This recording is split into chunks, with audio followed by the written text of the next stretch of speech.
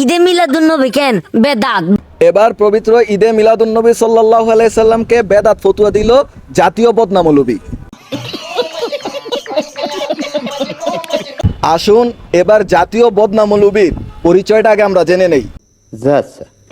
আপনি নিজের মুখেই বলেন, আপনি নিজেকে কি বলে পরিচয় দেন? Quantum cuter. না ঠিক আছে, চেহারা শুরুতে নামটা মনছে, তোর লগে এই নামই যায়। তোর হে আব্বা কোনাই রে? হ্যাঁ, তোর গায়ে তুই আব্বা চার আব্বা কই হালার করে হালা গল। সারাক্ষণ বাথরুমে চিপায় চাপায় আড়স, হাতের মধ্যে একটা বদনা আর ওই যে বাথরুম পরিষ্কার ব্রাশ নিয়ে ঘুরস। তো তোর কাজই তো এটা। তো প্রিয় বন্ধুরা, আপনারা যারা আপনাদের বাড়ির বাথরুম পরিষ্কার করাতে চান তারা এই জাতীয় কন্ডম কিউটার জাতীয় মেথরের সাথে যোগাযোগ করুন।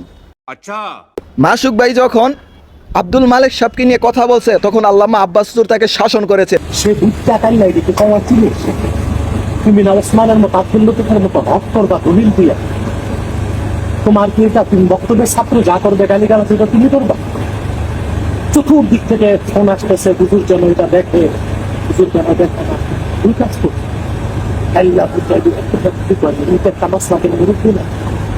আর আল্লাহ বিধান আছে, আল্লাহ তাআলা কোরআন কারীমে নির্দেশ করছে যে মুশরিকদের ইলাহকে তোমরা গালি দিও না, মুশরিকদের যে মূর্তি ওগুলোর গালি দিও না। তখন মূর্খতা বশত ওরা আল্লাহ তাআলাকে গালি দিবে।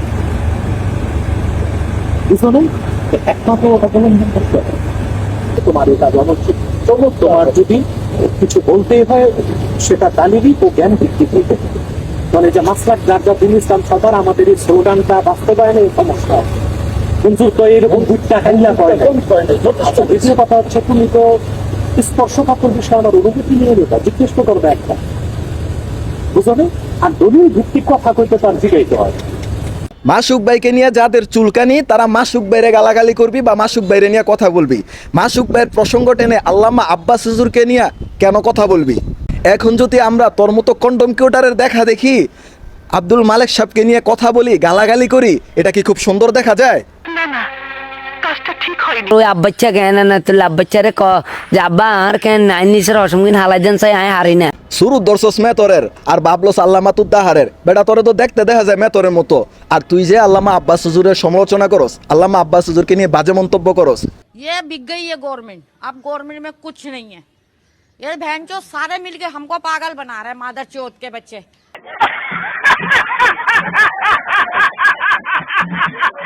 তো বন্ধুরা আসুন এবার শায়েখে মেতরের চরিত্র সম্পর্কে জেনে আসি। আচ্ছা, তুই যখন শেরপুর গেছস হোটেলের মধ্যে তোর সাথে কারা দেখা করতে আসছে? ওই মহিলা কাস্টমাররা এসে আনলকে দেবা করতো। টুপি মাথায় দিয়া আপনি একজন মাওলানা মানুষ, টুপি মাথায় দিয়া আপনি কাস্টমারদের সাথে কেন দেখা করছেন?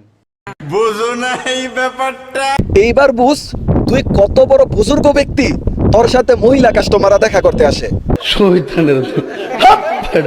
একটু ভেবে দেখুন তো, আমরা নিজেরা ঝগড়া করে কাদেরকে কথা বলার সুযোগ করে দিচ্ছি? আমরা নিজেরা ঝগড়া লাগতেছি, ওইদিকে আমাদেরকে দেখে নাস্তিকরা মজা নিচ্ছে, হাসি ঠাট্টা করতেছে।